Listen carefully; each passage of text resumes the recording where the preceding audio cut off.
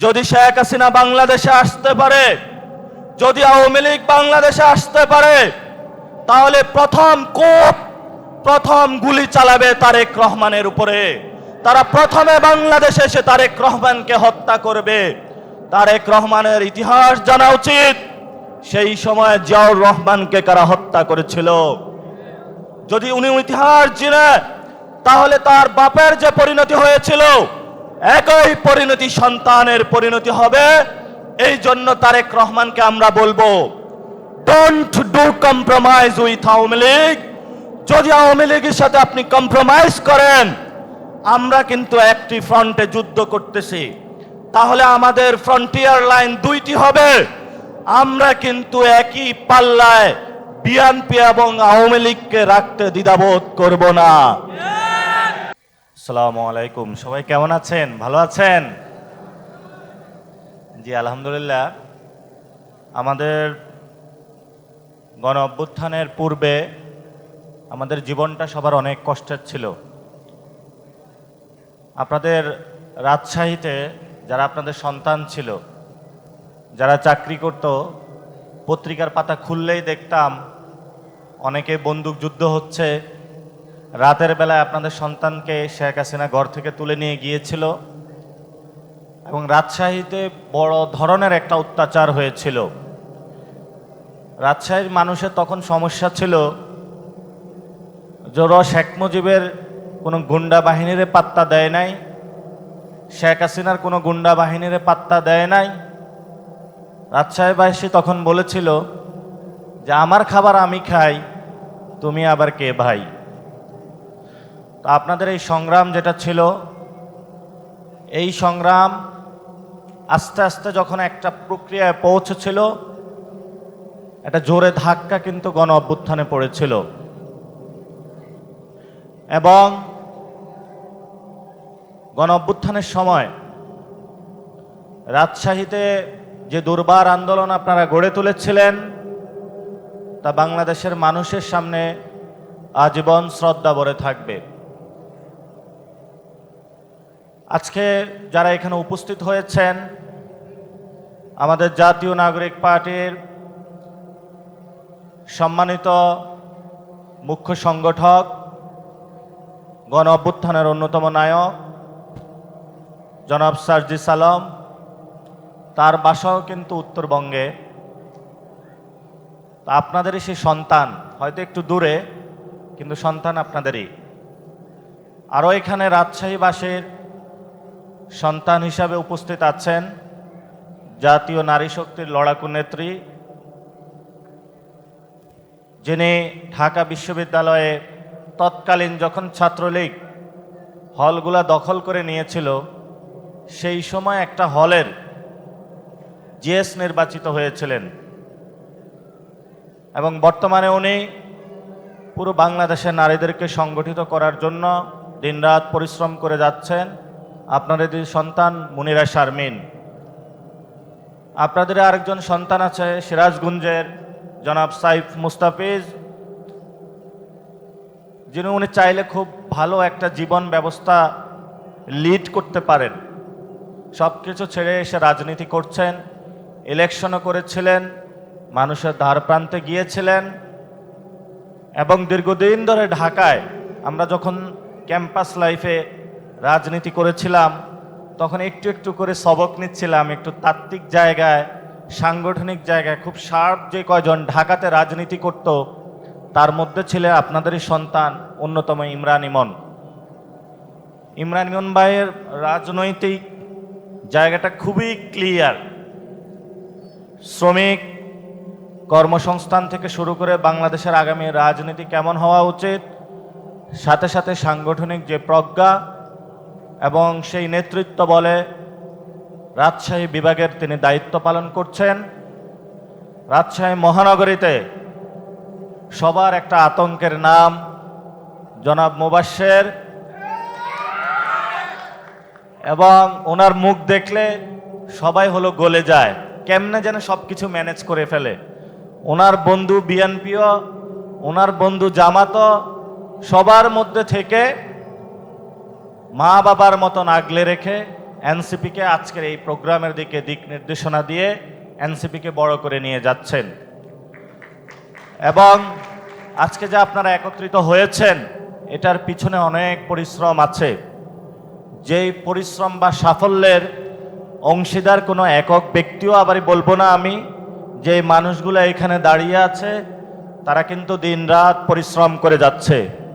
যে মানুষগুলো তার প্রেমিকাকে সময় দিতে পারত, তার বউকে সময় দিতে পারত, বাচ্চাকে সময় দিতে পারত, হাটে বাজারে আমের ব্যবসা করলো, কিছু টাকা ইনকাম হতো, সেই সব কিছু বাদ দিয়ে ইনক্লুডিং আপনারাও দিনরাত একটি স্বপ্ন নিয়ে কাজ করে যাচ্ছেন।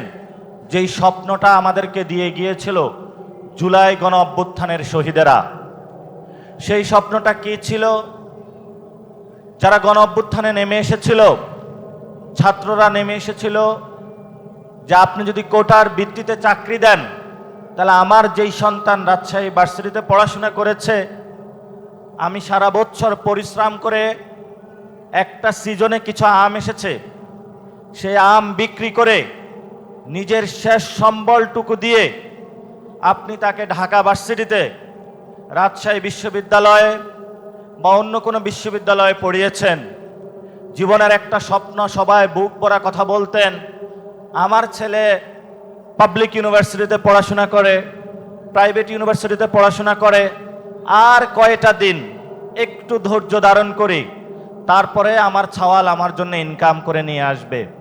কিন্তু যখন আপনার সন্তান গিয়েছিল সেইখানে দরজায় টিকিট লাগিয়ে দিয়েছিল, এইখানে হলো শুধু ছাত্রলীগ যুবলীগের ক্যাডাররা চাকরি পাবে, অন্য কোনো চাকরি নাই, তোমরা যারা পড়াশোনা করেছ ছাত্রলীগ যুবলীগের হলো সার্টিফিকেট নিয়ে আসো। আপনার সেই সন্তান তখন রাজপথে গিয়ে গর্জে উঠেছিল, আমার প্রতি অন্যায় করা হচ্ছে, আমার প্রতি বৈষম্য করা হচ্ছে। বাবার কাছে আনাস চিঠি লিখে গিয়েছিল, আমি যুদ্ধে গেলাম, যদি আমি মরে যাই তুমি গর্ব ভরে সবার কাছে বলবা আপনাদের এই সন্তান ওয়াসিম দুহাত তুলে, আবু সাইদ দুহাত তুলে রংপুরে দাঁড়িয়ে গিয়েছিল, চিটাগংয়ে ওয়াসিম দাঁড়িয়ে গিয়েছিল, অসংখ্য শহীদ রাস্তায় তারা জান বাজ রেখে আপনাদের কাছে একটা স্বপ্ন দিয়ে রেখে গিয়েছিল।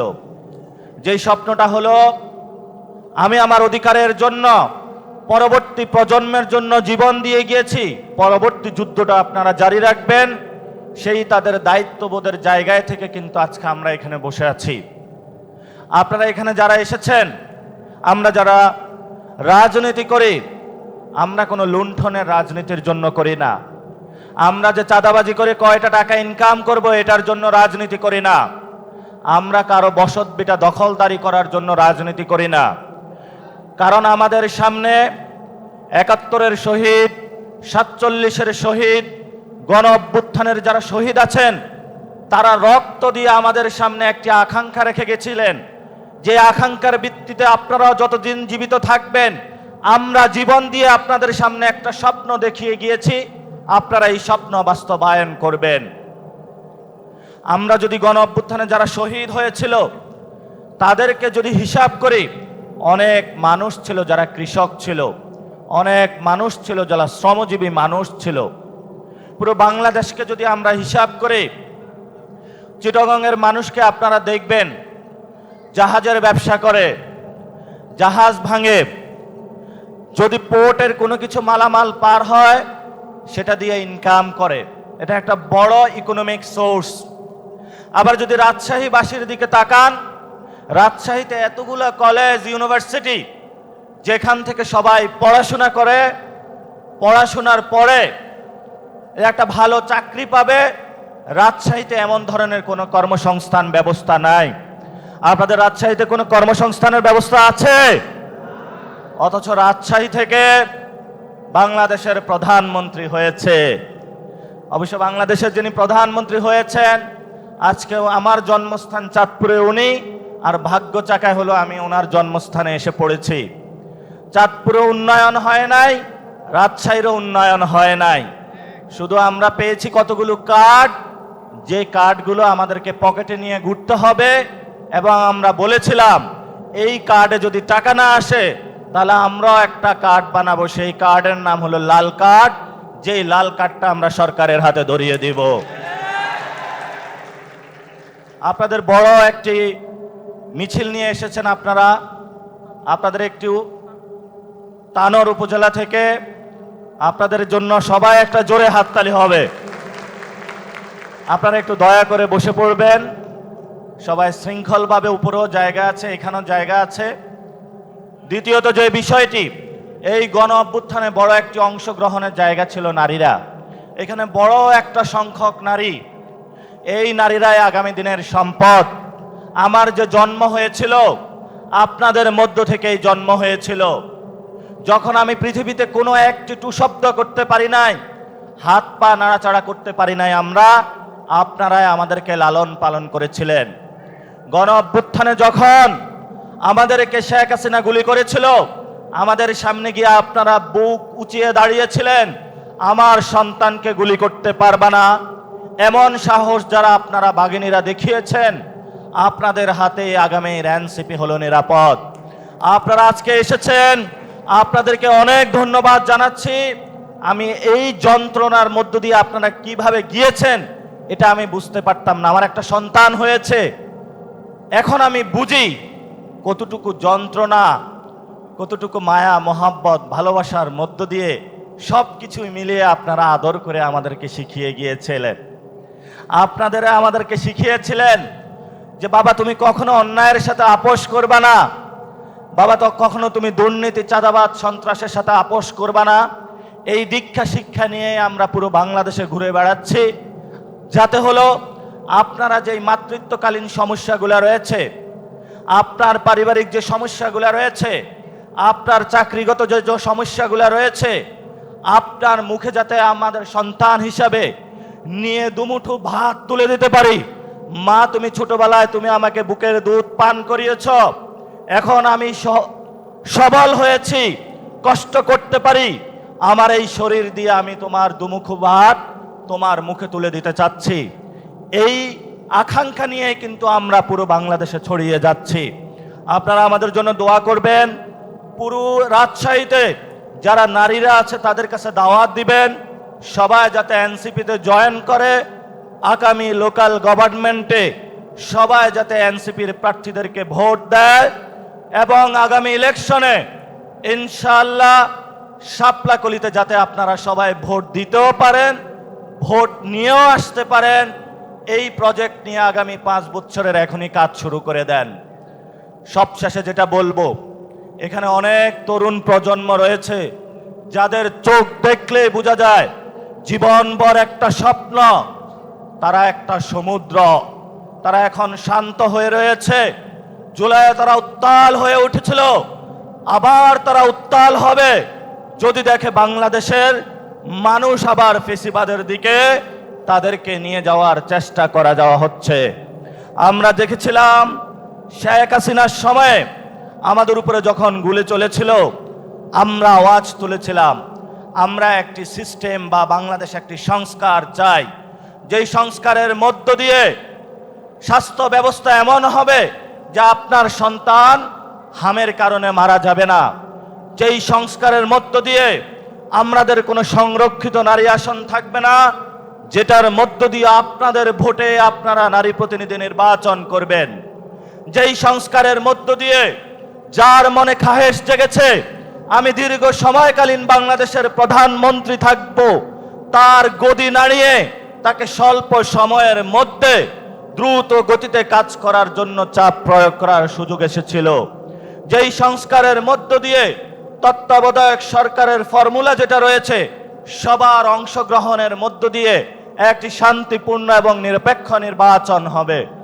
কিন্তু ইলেকশনের সময় সবগুলো দল একসাথে কাজ করেছিল, করার পরে যখন হিন্দুদের ভোট নিল, আওয়ামী লীগের ভোট নিল, সব মানুষের সাথে একসাথে নিয়ে এখন মিস্টার জিয়া বেঁকে বসলো, তোমাদের যা দেওয়ার খেলা দেখিয়ে দিয়েছি, এখন আমার খেলা, কি করতে পারবে তোমরা করো, আমি বাংলাদেশে সংস্কার বাস্তবায়ন করতে পারবো না। এই চ্যালেঞ্জ আমাদের তরুণ প্রজন্মের সামনে সে ছেড়ে দিয়েছে। আমরাও আজকে তারেক রহমানের কাছে চ্যালেঞ্জ ছুড়ে দিতে চাই, বাংলাদেশে যদি আপনি সংস্কার বাস্তবায়ন না করেন তাহলে বাংলাদেশে আপনার গতি থাকবে কিনা সে নিশ্চয়তা আমরা দিতে পারি না। কারণ জনগণের ম্যান্ডেট দিয়েছে, জনগণ ভোট দিয়েছে। এই জনগণের ভোটের বাক্সে কেউ যদি লাথি মারতে চায়, আমরা তার গদিতে লাথি মারতে কোনো কুণ্ঠবোধ বা দ্বিধা সংকোচ করব না। আমাদের আরেকটি বড় বিষয় ছিল, শেখ হাসিনা উকিঝুঁকি করতেছে, আওয়ামী লীগ বিভিন্ন জায়গায় মিছিল নামাচ্ছে। আমরা সরকারকে হুঁশিয়ার করে বলবো, যদি শেখ হাসিনা বাংলাদেশে আসতে পারে, যদি আওয়ামী লীগ বাংলাদেশে আসতে পারে, তাহলে প্রথম গুলি চালাবে তারেক রহমানের উপরে। তারা প্রথমে বাংলাদেশে এসে তারেক রহমানকে হত্যা করবে। তারেক রহমানের ইতিহাস জানা উচিত, সেই সময় জিয়াউর রহমানকে কারা হত্যা করেছিল। যদি উনি ইতিহাস জানে, তাহলে তার বাপের যে পরিণতি হয়েছিল, একই পরিণতি সন্তানের পরিণতি হবে। এই জন্য তারেক রহমানকে আমরা বলবো, don't do compromise with Awami League. যদি আওয়ামী লীগের সাথে আপনি কম্প্রোমাইজ করেন, আমরা কিন্তু একটি ফ্রন্টে যুদ্ধ করতেছি, তাহলে আমাদের ফ্রন্টিয়ার লাইন দুইটি হবে। আমরা কিন্তু একই পাল্লায় বিএনপি এবং আওয়ামী লীগকে রাখতে দ্বিধাবোধ করব না। আমাদের সামনে আজকে একটি ঐতিহাসিক দিন, যেই দিনে আপনারা যারা এখানে কৃষক আছেন, আপনাদের কোনো জমি জমা ছিল না। এক মহান ঐতিহাসিক নেতা বাংলাতে আবির্ভূত হয়েছিলেন। উনি আপনাদের জমি জমার ব্যবস্থা করে দিয়েছিলেন চিরস্থায়ী বন্দোবস্ত নিপীড়নের মাধ্যমে বা বিলোপের মাধ্যমে, যেটার মাধ্যমে আপনাদেরকে যখন সন্ধ্যাবেলা হতো, জমিদাররা নিয়ে পিঠে চাবুক বসাতো যে সারাদিনে তুমি কতটুকু ইনকাম করে নিয়ে এসেছিলা। আজকের এই দিনে রাজশাহী থেকে ভারতের বিরুদ্ধে একটি বড় যুদ্ধ ঘোষণা করা হয়েছিল, সেটা কি আপনাদের মনে আছে? আজকে ঐতিহাসিক ফারাক্কা দিবস। এই দিবসে মাওলানা ভাসানী 90-এর অধিক বয়স নিয়ে উনি সেই ভারতের বিরুদ্ধে বলেছিলেন, জলের অধিকার আমি ছাড়ব না, পানির ন্যায্য অধিকার আমি ছাড়ব না। কিন্তু সেই ভাসানীর যে মার্কা ছিল, তা বিএনপি চুরি করে আজকে তারা ভারতের বিরুদ্ধে নতজানু পররাষ্ট্রনীতি অবলম্বন করেছে। যদি তোমরা ভাসানীর মার্কা নিতে পারো, তার নীতিও নিতে হবে, না হলে ভাসানীর মার্কা ফেরত দাও। এই জন্য আমরা বিএনপিকে বলবো, পররাষ্ট্রনীতির ক্ষেত্রে ভারতীয় যে বাংলাদেশে বাহিনী রয়েছে, সিভিল ফরম্যাটে আওয়ামী লীগ, এই ভারত কেন্দ্রিক বাহিনীর সাথে কোনো কম্প্রোমাইজ করা চলবে না। ভারতের সাথে কোনো নতজানু পররাষ্ট্রনীতি চলবে না। যদি আপনি বলেন সবার আগে বাংলাদেশ, তাহলে সবার আগে বাংলাদেশ হওয়া সত্ত্বে সীমান্তে কিভাবে খুন হয়, সেই প্রশ্নটা আমরা আপনাদের কাছে রেখে গেলাম। প্রিয় রাজশাহীবাসী, আপনাদের অপার সম্ভাবনা রয়েছে। আপনাদের এখানে রাম, আমরা ঢাকায় চাঁদপুরে বসে থাকি, কখন রাজশাহীর আমের সিজন আসবে আর এক খাঁচি আমরা আম পাবো এই আশায় বসে থাকি। এই আম শুধু রাজশাহীর সম্পদ নয়, এটা পুরো বাংলাদেশের, এটা বিশ্বের একটা সম্পদ। এই আমকে কিন্তু বিশ্বে রপ্তানি করা সম্ভব। এই আম আপনারা যখন উৎপাদন করেন, গাছ থেকে নামান, কোনো সংরক্ষণাগার নাই এবং খুবই কম মূল্যে আপনারা যদি 20 টাকা কেজি দরে বিক্রি করেন, ঢাকায় এটা বিক্রি হয় 100 টাকা। তাহলে যিনি কৃষক, উনি উৎপাদন করতে পারলো 20 টাকায়, বিক্রি করতে পারলো 20 টাকায়, কিন্তু মাঝখানে যারা দালাল বাজ রয়েছে, তারা এখান থেকে লাভ করে নিল আর 80 টাকা। সে কোনো পরিশ্রমই করলো না। আপনার জমি, আপনার গাছ, আপনার পরিশ্রম, তা দিয়ে ব্যবসা করে বাংলাদেশের এক ধরনের সিন্ডিকেট এবং দালাল শ্রেণী। আপনারা রাজশাহী থেকে আওয়াজ তুলেন, আমের কোনো সিন্ডিকেট করা যাবে না, আমের জন্য সংরক্ষণের ব্যবস্থা চালু করতে হবে এবং বাংলাদেশে কৃষি ব্যবস্থার যেই ন্যানো টেকনোলজি থেকে শুরু করে টেকনোলজি বেসড, যেভাবে রাজশাহী একটা শিক্ষার নগরী রয়েছে, তেমনিভাবে প্রযুক্তিগতভাবে আপনাদেরকে এই জায়গায় সরকারি সকল সুযোগ সুবিধা নিয়ে আসতে হবে। ইনশাআল্লাহ আমরা আপনাদেরকে কথা দিচ্ছি, আমরা জনতার কোটারও থাকলেও রাজশাহীবাসীর জন্য লড়াই করব, সরকারে থাকলেও রাজশাহীবাসীর জন্য লড়াই করব। আপনারা হাত তুলে আজকে আপনাদের সামনে শপথ করুন, আপনারা কি এনসিপির সাথে থাকবেন? ইনশাআল্লাহ এনসিপি সব সময় রাজশাহীবাসীর সাথে থাকবে। এটা আমাদের একটা অন্যতম দুর্গ হবে। যেই কোনো সমস্যা এনসিপির কাছে আপনারা আসবেন, আমরা আপনাদের প্রয়োজনে ছুটে যাব। যদি আপনাদের আম গাছে আম আছে বিক্রি করতে সমস্যা হয়, আমরা এসে বদলা দিব, আপনার আম গাছ থেকে আম নামিয়ে দিব। আপনার আম যদি ঢাকায় পাঠাতে হয়, বিদেশে পাঠাতে হয়, আমরা সেই ব্যবস্থা করে দিব ফ্রি আপনাদের জন্য। আমরা রাজশাহীবাসীর জন্য এই উন্নয়ন চাই এবং রাজশাহীবাসীর কৃষি জমিতে চাষ করবেন। নদীর পানি কি আছে? তো বড় বড় কথা বলে যারা জাতীয়তাবাদী, খাল খনন করে, খালে পানি কি সাগর থেকে আসে নাকি নদী থেকে আসে? এরা আমাদেরকে উল্টা সায়েন্স বুঝায়। তো যদি খাল খনন করতে হয় তাহলে তো আগে তো নদীতে পানি নিয়ে আসতে হবে। এখন যদি ভারতের সামনে গিয়ে নম শুরু করো, তাহলে কি খাল খনন করে শুরু আমাদের কোনো ব্যবস্থা হবে? এজন্য সরকারকে বলবো, রাজশাহীবাসীর নদীতে আমরা পানি চাই। আমাদের জীবন বাঁচাতে হলে নদীতে পানি লাগবে। নদীর পানির সাথে আমরা কোনো আপোষ করব না। যদি সরকার রাজশাহীবাসীর নদীতে পানি না নিতে পারে, আপনারা দরকার হয় নদীর পানির জন্য, জীবন বাঁচানোর জন্য ঢাকায় ভারতের দিকে লং মার্চ দিবেন। আপনাদের অধিকার আপনাদেরকে আদায় করতে হবে। এই অধিকারের জন্য প্রস্তুত হন। জাতীয় নাগরিক পার্টি আপনাদের সাথে আছে। আপনাদের লড়াই আমরা সারথি হতে প্রস্তুত। সবাই ভালো থাকবেন, দোয়া করবেন। আজকে যারা এখানে এসেছেন, আমাদের একটু পরে একটা প্রোগ্রাম আছে, প্রোগ্রামে সবাই অংশগ্রহণ করবেন। আমাদের আপনাদের আকর্ষণ জনাব সার্জিস আলম আছে, তার বক্তব্য আমরা শুনবো। আজকের এই প্রোগ্রাম বাস্তবায়নে যারা আমাদেরকে সহযোগিতা করেছেন, বিশেষত মিডিয়ার ভাইয়েরা রাজশাহীতে যারা কাজ করেন, আপনারা অনেক ফ্রেন্ডলি মানুষ। নদীর পাড়ে তো আপনারা আছেন, হাওয়া বাতাসটা অনেক ভালো, খুবই মজার মানুষ এবং খুবই আপনারা ভালো মানুষ। আপনারা আজকে এসেছেন, আপনাদেরকে অনেক ধন্যবাদ। যারা এই প্রোগ্রাম সাকসেসফুল করেছেন, আপনাদেরকে আমরা অসংখ্য ধন্যবাদ জানাচ্ছি এবং আমরা আশা করি আগামীতে একটি অটুট বন্ধন হবে রাজশাহীবাসীর সাথে এনসিপির, এবং রাজশাহীর যতগুলো আসন আছে ভবিষ্যতে এনসিপির একটি বড় দুর্গ তৈরি হবে। সেই প্রত্যাশা জানিয়ে আমি আমার কথা শেষ করছি। আসসালামু আলাইকুম ওয়া রাহমাতুল্লাহ। সময় বেশি নিয়ে গিয়েছি, রাগ করবেন না। আপনাদের রাজশাহী আমার খুব একটা, যখন আমি ডাবিতে পড়াশোনা করতাম রাজশাহী ভার্সিটিতে ঘুরতে আসতাম, খুবই মজা লাগতো, নদীর পাড়ে বসে থাকতাম। তো ফলত আপনাদের এই যে রাজশাহী, এটা অনেক মজার জায়গা, এটা আল্লাহর একটা বড় নিয়ামত। এটা আপনারা ধরে রাখবেন এবং ভবিষ্যতে দেখবেন বাংলাদেশের সবকিছু এখানে আসা শুরু করবে। সবাইকে আসসালামু আলাইকুম।